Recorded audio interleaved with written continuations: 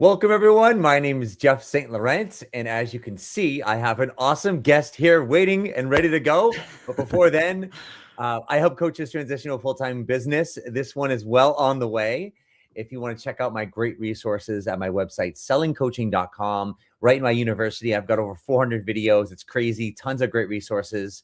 There's a search bar there. You can type in any keywords you want. And if you want to start off right on the homepage, if you enter your name and email, that's going to give you a great audio resource. And it's also going to put you in my community where I can get some great resources to you on a weekly basis and we can stay connected. With that being said, so excited. Mike Mendez, welcome to the show. Thank you. It's great to be here. So great to have you. So we started working earlier this year, and this is a cool story. Like, I think really cool story. Did our first round of work, just kind of culminating that. And I'm like, hey, you had a big milestone like about a month ago, which we'll talk about. And I just want to rewind back to when we started our work. Mm-hmm. Right. Give people an idea of kind of like, when you came to me, what was going on in your world? It's a brief snapshot of kind of what things were like when you're like, okay, I want to do this business. Yeah. So I think when I met you, I was still working my corporate job. Yep. And so I'm in California, so corporate job there and tech job. So pretty highly paid, right? Like I was at like $250,000 a year. Right. And not only that, but I was also, taking IPEC, going through the program. Yeah. I had gotten there because I had been going through some midlife opportunity type things where I just really faced this fact that we don't have forever. We don't have so much time, endless time. And that led me ultimately through a long story, basically, but to finding coaching and saying, oh, that's what I want to do. That's what I've been looking for. I started my education as a psychology major and ended up switching, but coaching is what I've been looking for forever. So when I met you, I was like, how could I possibly leave such a highly paying job? I had so many scripts that had come from my parents and even my grandparents about this idea that here's the goal, Mike. Get the highest paying job you can and keep it forever, keep it as long as you can. And, well, what if I don't like it? Oh, no, that's not even, don't even ask that question. There was this script that, my dad literally told me at one point, everyone hates their job. So just go make as much money as you can, because you'd rather make more money and hate your job than make not much and still hate your job. Right. And I see now pretty clearly the downside of that mentality and the fallacy within there. But at the time, and I think when I met you, I was still pretty deep in it when we first started talking, and the idea of ripping myself away from this career that I've spent the last decade building, despite the fact that it was not what I was meant to do, was difficult. Yeah. And talk a little bit too about, I mean, this is the script that, we all have these scripts from our parents, right? Whether they're helpful or not, they're things that they've learned probably from their parents and their parents, right? That have just kind of been passed on without any real thought of like how this might impact us or not, right? So there's no malice involved, but right. No, this is your programming, right? This is the programming that's just like, yeah, get a job and keep it forever. Even if you hate it, doesn't matter, just do it. And then you were in that space. But also within your job, it's not like you hated your job, correct me if I'm wrong, but it was just like, I remember you talked about all right, stand corrected, but you really felt like an imposter. And like you were going to get fired every day for like a decade or more. Like talk about that a little bit. I think this is important because a lot of people come into this coaching space and they feel it could be about a job, it could be about a relationship, could be about anything. Yeah. Talk about that a little bit, because this shows it's even more testament to what you've done and where you're going. Yeah. No joke. Every day for about 10 years, I felt like today's the day they're going to pull me aside and say, hey, we just realized there's no reason we should be paying you this much money, and you're not actually good at what your job is, and there's the door, and here's your pink slip or whatever. I literally felt like that, and obviously, it's not a good feeling. It led to a lot of anxiety, and there's something to be said for that whole industry, just that it moves so fast that it's part of it. You have to be constantly learning, and that would be fine if it called to me on a deeper level, on a different level, and it didn't. Sorry, I feel like I'm getting off your question. You want me to speak to No, just what the you're imposter saying. syndrome and Yeah, how you felt in your job for 10 years. yeah, It sounded horrible. right. I mean, I think the other piece of it was that I had glimpses of people who were doing something on a daily basis, whether it's their career or not, that did seem to be the right fit for them, hmm, right? Maybe a good example of this is, so my degree is in graphic design, and I didn't grow up drawing or anything. And so I got through it just through sheer hours and pain and and forcing it. And I did, and I got A's, and I got into kind of a program that's hard to get into. And I was alongside people who had been drawing their whole life, who loved this stuff. And so for them, everything seemed effortless, and their work was amazing. And it was like, wow, you're really putting your spirit into this. And for me, it was like I was forcing it every day, which made it so painful. And um, you know, so what I found is I can do that, and I went and did that for 10 years in a corporate job. I can force it, and I can just put in the extra hours and not have any fun. But when I found coaching again, that's when I said, "This is my thing. This is the thing that um, I want to learn more about it because I love it. I can be uh, extremely good at it, or extra good at it, or especially good at it because I have been doing this my whole life." When they were drawing, I was talking to my friends about, oh, what are you going through? And it's just kind of who I am at a pretty deep level. So recognizing that really brought into focus the fact that my current career was not it. Right? Once I had found it in coaching, it was only a matter of time before I had to let this other thing go that was purely for the money. yeah. Let's start to talk about that process now, right? We started doing our work, right? You started doing some of the marketing, started getting yourself out there, but the job was still there, and it was really competing because it sucked your energy, it sucked your time. Yeah. Yeah. Talk about kind of the lead in up to actually stopping your job.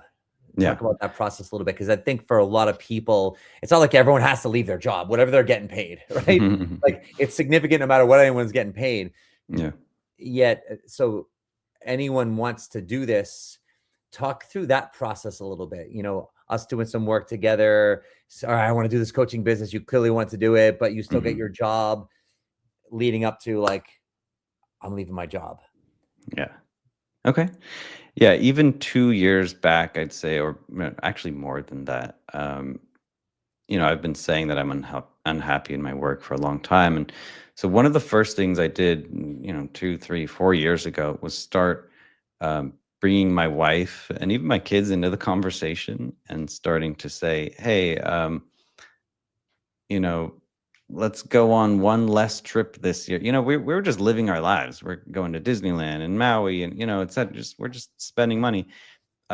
So I pulled them in and said, like, let's pull that back a bit, because those things are fun, but I'm not having a good time on a daily basis. So what that looked like was intentional saving, right? So cutting costs on things like vacations, and just trying to save as much as we can, and making that a thing. Um, and that was because I'm pretty much the sole breadwinner, and not the sole breadwinner, but like my wife's money goes to things like vacations, and like we never depended on it before. So that was way back then. In terms of like pulling away from it, let's see. I think it got to a point where I could recognize that I just couldn't do it both at the same time, like, and I think a lot of that has to do with like the guilt that I would feel of, I should be learning more. I should be like putting in these extra hours and stuff. It sounds like it would be easy to just say, I'm going to do my thing on the side and the job can just get the last of me. Um, but that started to like eat away at like who I am and like who I want to be and who, I want to do a good job at whatever I'm doing, an exceptional job. So that just turned into not an option to do both, although I thought I could originally. So I tried that for a few months, and I think that's when you and I talked originally, and you started me on the marketing and your whole system, and I just found that I couldn't muster the energy to do both, and not only was it like a lack of energy in a quantity way, but more importantly, it was a qualitative lack of energy in that, like I said, the guilt from the job, just knowing that I'm still doing something that wasn't right for me, etc. Was, as we know in coaching, like the one thing that's an issue bleeds into everything else in our Right. lives, right? Yeah. And so I wasn't able to bring the right energy to this business, and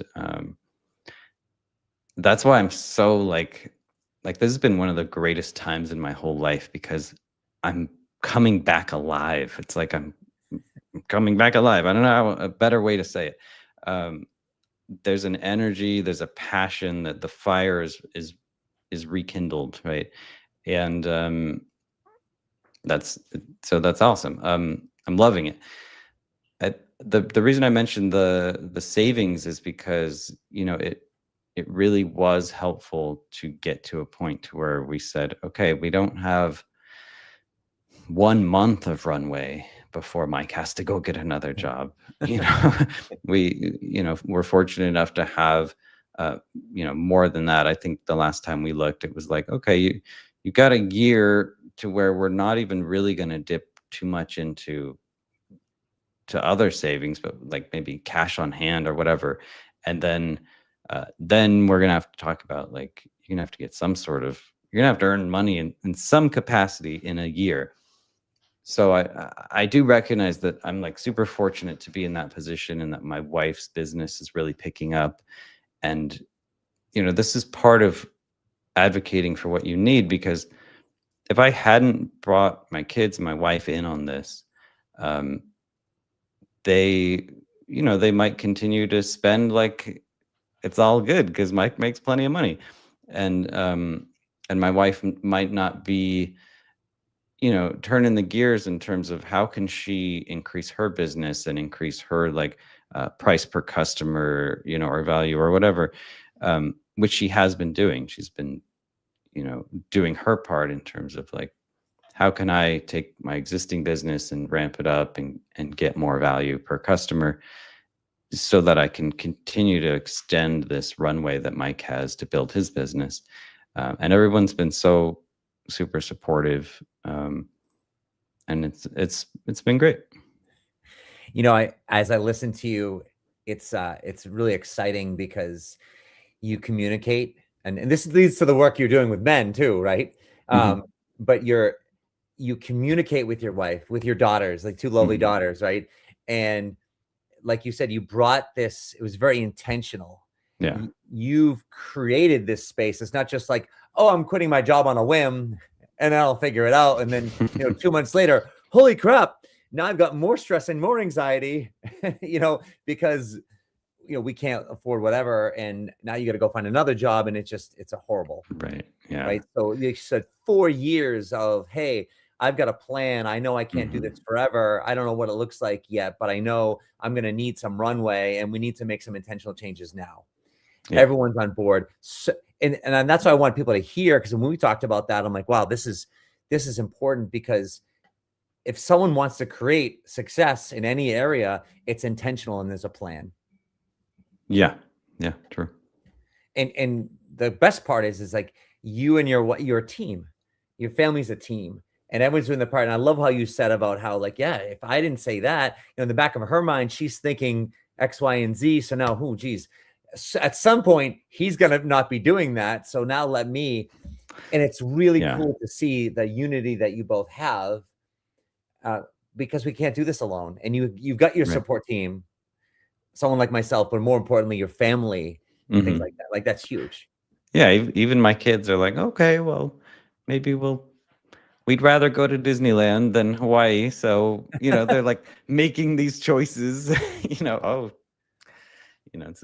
doesn't sound like a big deal, but they're involved in like, oh, well, let's save on this. Let's not go to Starbucks every day. We'll go every other day. Right. You know what I mean? But there's concessions, and that's teaching them, like, at some point in life, we all have to do that. And it doesn't matter how much money you have on all different levels. There's concessions we've got to make, for sure, because there's something more important that we're going for. And now you're at the space. I'll go back to what you said with it all, of saying, like, you're coming alive again. Yeah. Talk about that a little bit, because there is a sense of now, okay, oh, wow, I'm done with that. And there's that recovery from that. But then there's like the exploration that you've been having the last couple months of like, what is this business like? It's been cool working with you over this last bit of time, because it's just like, all right, I'm going to find out where I'm going to work, and talk about that process of coming alive now to the point where you're at. Yeah. Well, like I said, I think part of how I got here was coming to kind of a, maybe not rock bottom, but kind of a breaking point where I was going through a lot of anxiety and kind of like depression around, wanting out, but not seeing an option, very level 1, level 2 energy. And I think the best way to explain it is that the way you do anything is the way you do everything. And so when I'm going to a job and I'm just saying, oh, I have no choice but to go here, I have to pay these bills, we have to keep this house, etc. It just drained the life out of me. And, there would be glimpses of the real me, but in general, it was just dwindling for years, to the point where I was like, my kids have never even met the real me. Like I'm such a different person than this shell of myself that I've become from just so long doing what's not right for me, and forcing it, and living in that like level 1 energy. So yeah, when I finally like saw that it was the way I was doing that was coming into everything, and having kind of the savings and everything, conversations with my wife, to where it's like, okay, I think this is it. I think I'm going to pull the plug. I literally, right outside here, drew a line in the sand, in the dirt, and thought about like all the little things that I did to maintain that life, the level 1 type of thoughts. I'm just going to do this because I have to. And, I'll be this other person energetically to survive in corporate culture. And then finally I stepped over this line, and I left all of that stuff behind. And like from here on out, like there won't be any guilt, because I am like authentically me. I'm just going to be me, and not think about like, is this going to get me fired? Is this going to get me a promotion? Playing that game of like, who am I going to be to survive in corporate? So yeah, I crossed that line, sat down, typed an email, I'm not coming back to work ever, send, kind of burn the boats in a certain, that's literally how you did it, regard, right? Oh yeah. Which I kind of feel bad about, not giving 2 weeks notice, which is standard, but like part of it was, I have to burn the boats. Like I don't want even a thought that I would go back to that life. And so anyway, so then, yeah, I think I called you up and was like, hey, I quit my job. Yeah. Let's it was so awesome.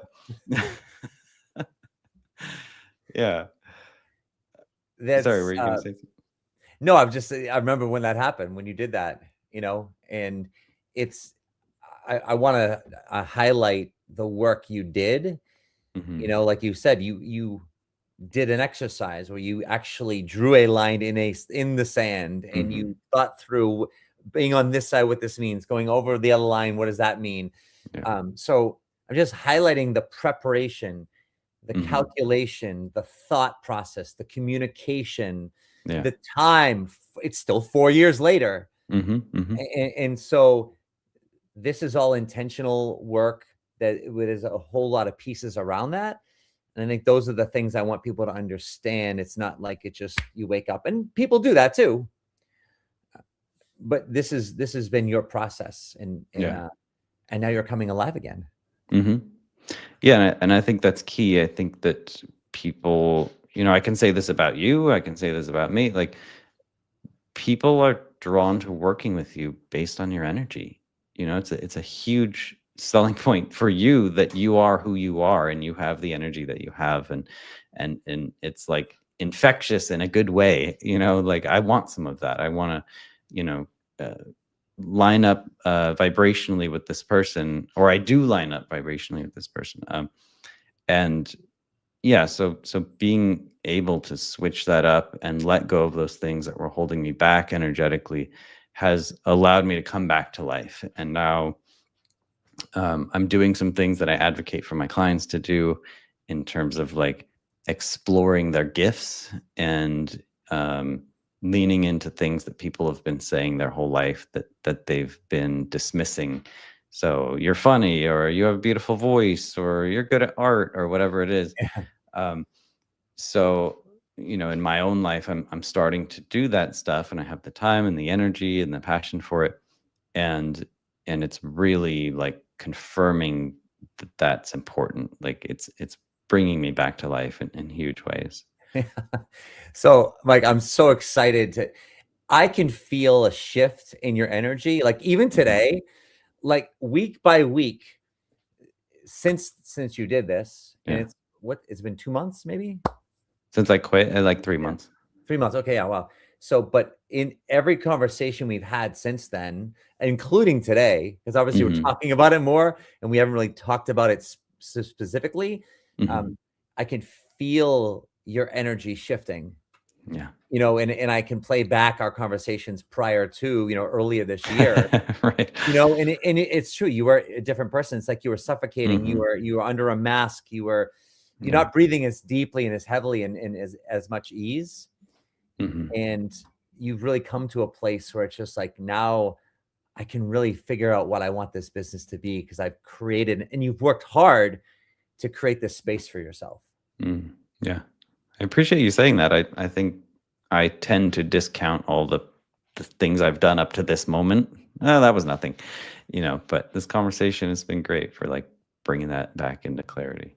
Yeah, and that's why people like when I do these success stories. Some people, clients, I'll ask, especially early on, and like, well, Jeff, I don't have all these clients, and I'm not making all this money and stuff like that. And I'm like, well, no, wait a minute. This is what you've done. This is part. Yeah.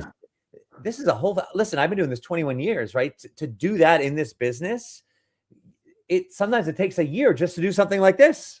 Hmm. Right? So the fact that you've worked over the last 4 years and the journey to go to coaching school, to do all the other peripheral work, because you've done a lot of that other work too, the Hmm. communication with communication with wife and family, the discipline to saving the money. It's one thing to talk Hmm. about it. It's another thing to actually do it. Yeah. Because it's easy to say, "Oh, I'm not going to eat, the cookie," but then you Hmm. have two cookies, and you rationalize that it's okay. So you Yeah. saved the money, you modified the lifestyle, and then you followed through. Hmm. People don't follow through, and you follow through. You're like, that's big check mark. What else are you gonna do this year? Doesn't even matter. Like, that's a culmination. That's a big freaking deal. Yeah. And that's a testament to everything you've said, because you set that vision and you followed through with it. Right. You could have Yeah. easily stayed in that job another 5 years and built up a bigger buffer, I think I would have probably stayed there forever if I didn't pull the plug at some point. right? That So scares me. Yeah. congratulations to that. Like, and so it's good to hear you acknowledging that within yourself and recognizing, we don't often give ourselves credit for things, and it's a big deal. Yeah, thanks. When I received that email, because you sent out an email to your list, to your people, Mm-hmm. that you quit your job. Oh, And when yeah. I got that, I was like, dude, I had goosebumps, man. I'm like, you inspire me. And Thanks. that's why people want to work with us, because we do things that we want and we follow through with it. And most people don't ever do that. Yeah, agreed. Wrapping this up, what's one thing you want to say to maybe some of those coaches that are out there who are, we're in a similar position as you, where, God, I want this coaching thing. It's my calling. It's what like, that's what it is for you. Like, this is the thing that you're not an imposter. Well, we can feel imposter syndrome, but this is what I want to do. And I've done all this work, and culminating of 4 years and I pulled the trigger. Yeah. Someone who's in a position where they kind of feel the same way, what thoughts could you leave them with? I think I'll say it this way. Like, what's come to mind for me recently is like, and I don't think it'll always be like this, like working a lot of extra hours or anything. But what hit me last night was this idea: would you rather work 8 hours at a job that you are not thrilled about, it doesn't fill you up at all, or would you rather work, let's say, double that, 16 hours on a job that you love? And when I told my wife this, she's like, you're not working 16 hours. I'm like, I know, I'm just saying the point is the point is I would choose the 16 hours of doing something I love over 8 hours of the corporate life. And so if it's right and it feels right, then it is right. And and it's going to take work and it's going to take sacrifice, like, because you could apply that to anything. Would you rather make half of what you make now and work the same amount? That's kind of the same question. And I think the answer is still the same. Yes, I would sacrifice time, I would sacrifice money, to, if it really does feel like your thing, then lean into it. Like, you'll never be happy if you don't. So I don't know. Yeah. and you've walked the talk, which is great. Thanks. Yeah. Mike, thank you so much for being here, sharing your story and what you've gone through. And this is so cool because it's only the beginning. Yeah. I know that, whether we work together or not, like, we have a future, but also I'm going to be having you on here again at some point. And you're going to be talking of, like, from point now to what you've created over the next year, 2 years, whatever it is. And it'd be great to see how everything evolves. I would love that. This was fun, Jeff. And thank you so much for all of your help, man. We didn't even, I could do a whole nother hour or whatever about the things specifically that you helped me with, but I can't recommend you enough. So thanks, Jeff. Thank you so much. Yeah. Well, now it's your turn to apply that stuff. Yeah. So then next time you're back on here, we could talk about everything you've created because of what we've done. Share more wins. Right. Exactly. Right. Yeah. Awesome. Cool. Thanks everyone for watching this live or the recording. And of course, there's a whole lot more coming your way. Thanks everyone.